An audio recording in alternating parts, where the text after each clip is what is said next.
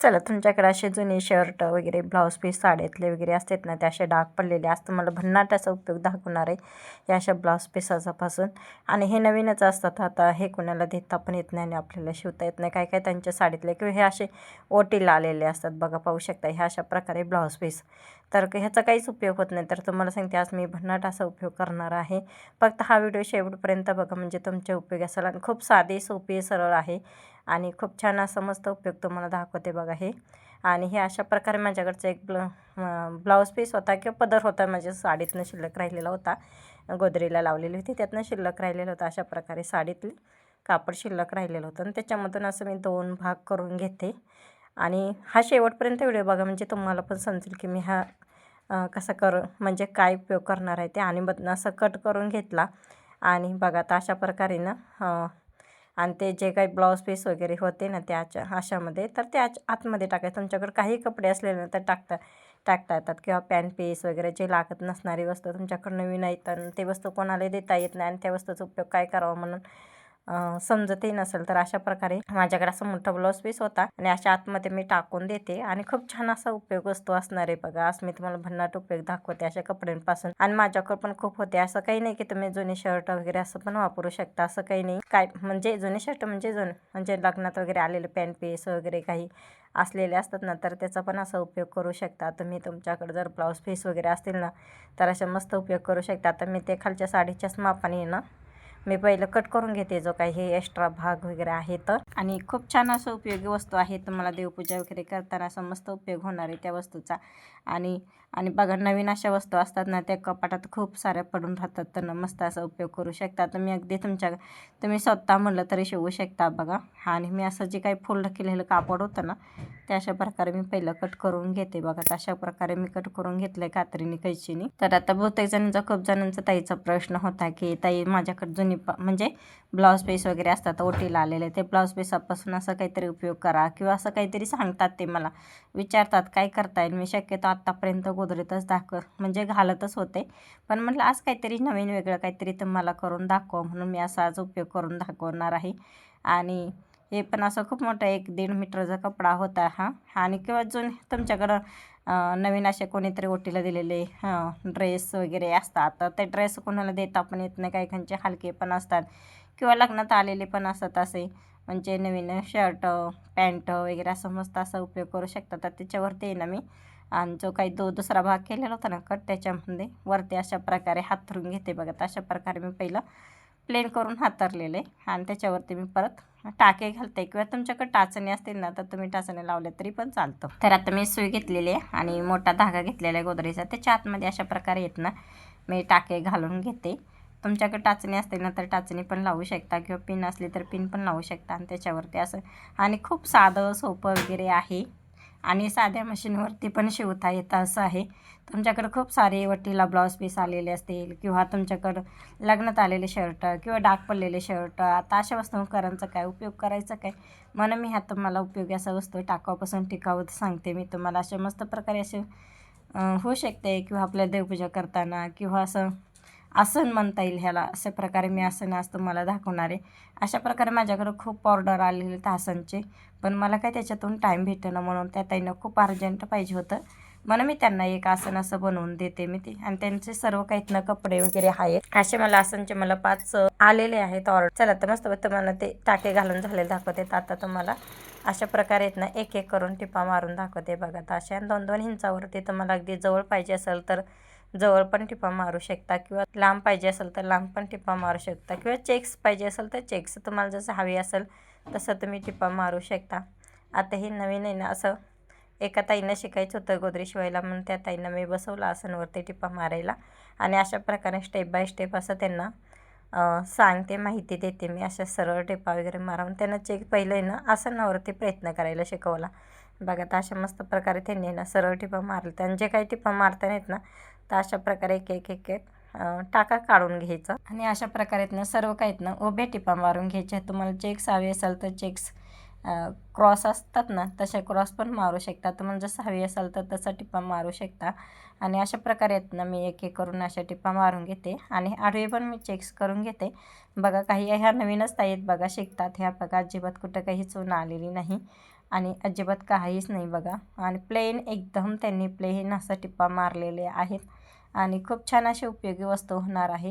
असं तशाच प्रकारे आता थोडं साईडला शिल्लक राहिलं होतं, म्हणजे एक्स्ट्रा भाग राहिलेला होता ना, तो साईडला काढून घेतला आणि कमी भाग आहे ना तो आतमध्ये घेतलेला आहे. मग आतमध्ये घेतल्याने एखादं शिलाई मारताना पण खालचं कापड आहेत ना कमी कमी होत जातं. मग ते तसं कमी कमी होत नाही, बरोबर लेवलमध्ये राहतं आणि तिरकं पण होत नाही, जास्त कटिंग एक्स्ट्रामध्ये पण होता येत नाही. म्हणून त्या ताईंनी असं फिरवून घेतलेलं आहे. आणि बघा आता अशा प्रकारे एक एक करून टिप्पा मारून घेते आणि साईडने त्यांनी सर्व धागा आपण जे टाके घातलेले असतात ना ते एक एक करून काढलेले आहेत. किंवा तुमच्याकडे टाचणे वगैरे असतात ना, तर ते असे तसं लावलं तरी पण चालतं. आता मी त्यांना ना आडव्या टिप्पा मारायला सांगितले ते, आणि त्यांना धागा जो एक्स्ट्रा राहिलेला होता ना तो अशा प्रकारे काढा म्हणून सांगितलं. चला त्यांना सांगितलं प्लेन करून घ्या आणि थोडं एक्स्ट्रा टाका घालून घ्या, म्हणजे त्यांना पण समजलं पाहिजे. आणि जास्त जवळ टिप्पा घेऊ नका, कारण परत गोट येतो आणि किंवा आपली टिप अगदी जवळ पण होते, चेक्स बरोबर दिसत नाही त्यांना. म्हणून मी सांगितलं लेवलमध्ये टिप घ्या म्हणून ना, थोडा एक्स्ट्रा भाग सोडा म्हणून. आणि अशा प्रकारे ते खालून पण प्लेन करून घेतात, काढून म्हणजे कापड कुठं गुतला नाही पाहिजे. आणि त्यांना मी सांगते मी ते आले का बरोबर किंवा धागा वाढतोय का ते बघतात ते. आणि बघा आता अशा प्रकारे एक एक करून टिप मारून घे. आणि आता बाहेर बघा किती 40-50ला ते असं नसतं किंवा 30ला असं नसतं, पण ते जास्त दिवस टिकत नाही. मग आता आपल्याकडं पण असे जुने म्हणजे असे नवीन कपडे असतात, ब्लाऊज पीस ओटीला आलेले असतात, अगदी 10-10, 15-15 रुपयाचे, किंवा आपण पूजेला वापरलेले असतात ते ब्लाऊज पीसावरती होल पडलेलं असतं, किंवा लग्नात आलेले असतात पॅन्ट शर्ट पीस.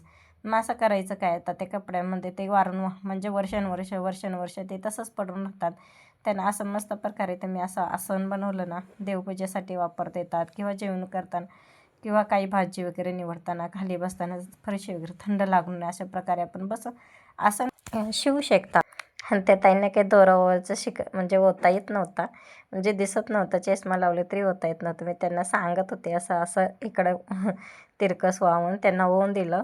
आणि मग त्या अशा करून बघा, तुम्हाला जर असं कोतरी वगैरे काही शिवायची असेल तर प्रॅक्टिस करण्यासाठी असं तुम्ही छोटे आसन किंवा असं पाय पुसणे वगैरे असं तुम्ही ह्याच्यावरती प्रॅक्टिस करू शकता. कारण मी त्यांना सुरुवातीला सांगितले की सर्व टिप आले पाहिजेत, चेक्स आले पाहिजेत, मग त्यांनी सुरुवाती त्याच्यावर प्रॅक्टिस केली.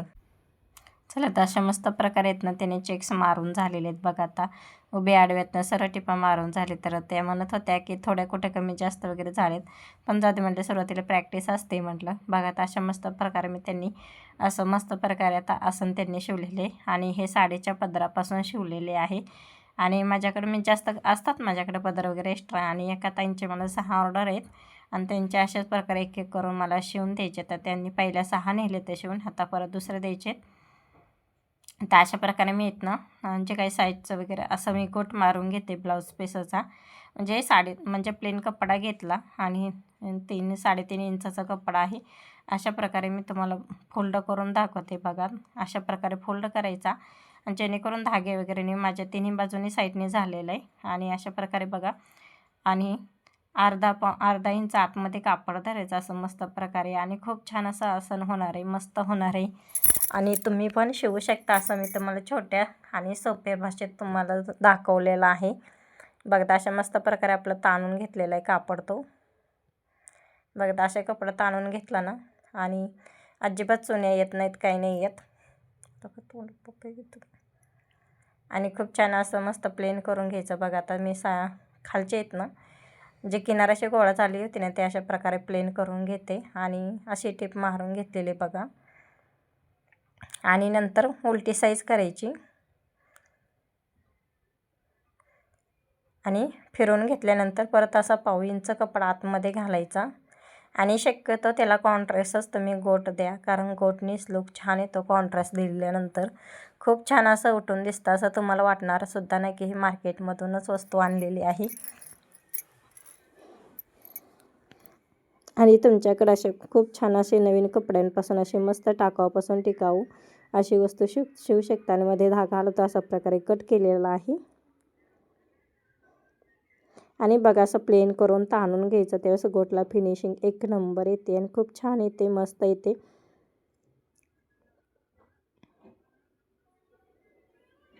बघा असं एक एक करून असं टिप मारून, आणि जे शेवटी येतं ना ते अशा प्रकारे फिरवून डबल फोल्ड करून घ्यायचे. मी त्याच्यावर काही डबल टिपा मारणार नाही, आणि असं पॅक करून घ्यायचं. शक्यतो डबल टिपा मारताना ते येतं, तुम्हाला डबल टिपा मारायची असेल तर मारू शकता, असं काही नाही प्रॉब्लेम.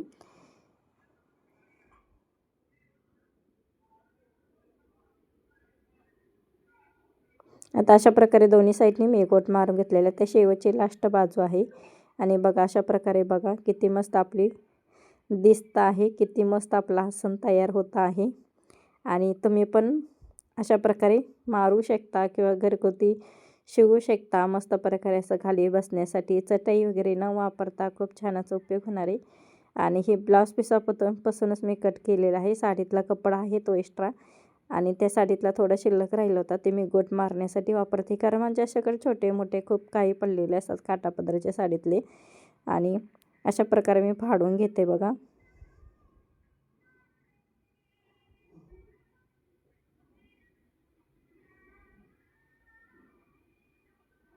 आणि जो काही धागा वगैरे आलेला होता ना, ते अशा प्रकारे मी एक्स्ट्रा कट करून घेते.